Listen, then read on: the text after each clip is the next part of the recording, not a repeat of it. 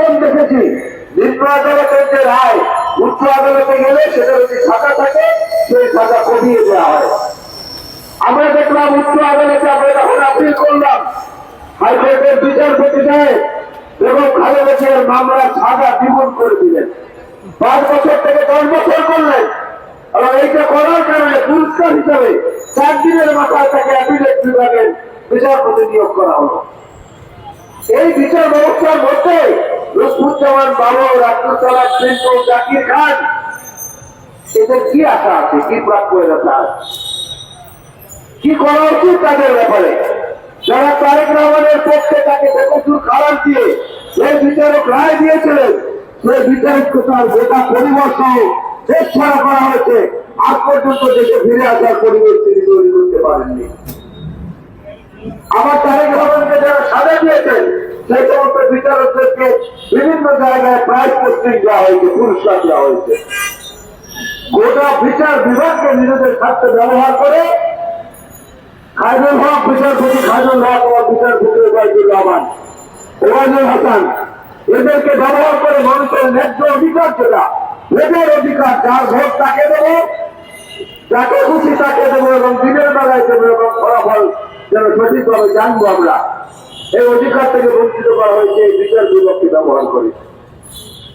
এটা এই সরকারের প্রধানরাও স্বীকার করছেন, এই সরকারের উপদেষ্টারাও স্বীকার করছেন। গতকালকে একজন উপদেষ্টা মৃত্যুবরণ করেছেন, অত্যন্ত আইনের দিক থেকে একজন বিজ্ঞ মানুষ, যারা ভাতা নারী সাহেব। আমরা রাস্তার মাত্রা কামনা করি, একজন ভালো মানুষ ছিলেন, আইনের ব্যাখ্যায় উনি অনেক কথা বলেছেন জীবিত থাকাকালীন সময়, কিন্তু বাস্তবে তার প্রয়োগ আমরা এখন পর্যন্ত দেখিনি। আইন উপদেষ্টা হিসেবে আসিফ নজরুল সাহেব আছেন, আইনের একজন শিক্ষক, ঢাকা বিশ্ববিদ্যালয়ের মধ্যে একটা সম্মানিত জায়গায় তিনি আছেন।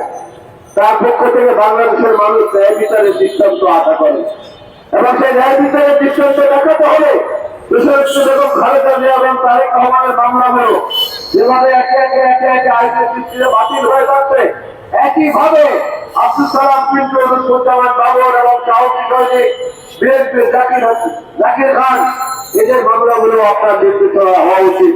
আপনার নিকট সুনির্দিষ্ট ভাবে আমরা এই দাবি করছি। আপনি যারা বাসিক রয়েছেন নিজেকে যত ছোট কিংবা যত বড় মনে করেন, আপনার কাছে আমাদের প্রত্যাশা অনেক বেশি, অন্যদের মতো নয়। সেই প্রত্যাশা পূরণ করে তাদের মুক্তির ব্যবস্থা করবেন, এটা আমরা যেমন চাই, সংশ্লিষ্ট অঞ্চলের নেতা কর্মীদের সাধারণ মানুষরাও সেটা চায়। আজকের দিনে সংস্কার বা অন্য কোনো অজুহাত দেখিয়ে দিনের পর দিন মানুষকে অধিকার বঞ্চিত রাখার কোন যুক্তি আপনারা খুঁজে বের করতে পারবেন না। যদি তাই হয় তাহলে আবার বিএনপির পক্ষ থেকে আমাদেরকে জেলায় জেলায় যেতে হবে, বিভাগে বিভাগে সমাবেশ করতে হবে। বাংলাদেশের মানুষ আজকে তাদের জীবন ধারণের জন্য সামান্য জিনিস কেনার মতো সামর্থ্য তাদের কেন নাই? বাজার সিন্ডিকেট কেন ভাঙতে পারছেন না? কেন কালো বাজারে মজুতদারীদেরকে ধরতে পারছেন না? কেন সীমান্ত হত্যা বন্ধ করতে পারছেন না?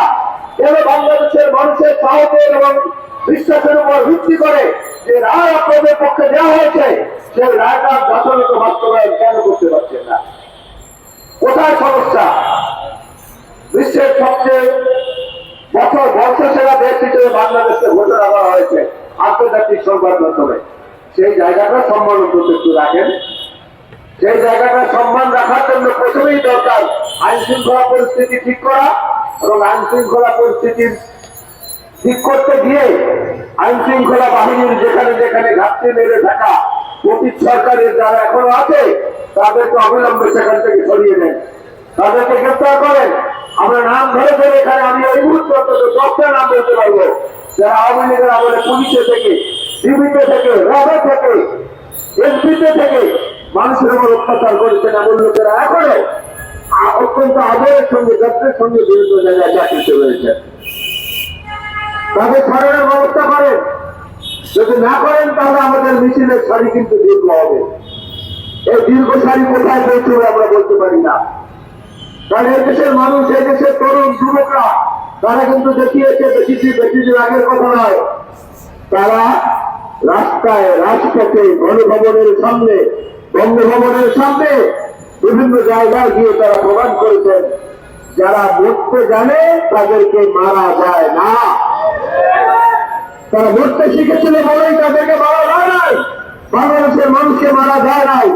পৃথিবীর ইতিহাসে কোথাও পাবেন না কোন একটি বড় রাজনৈতিক দল দীর্ঘ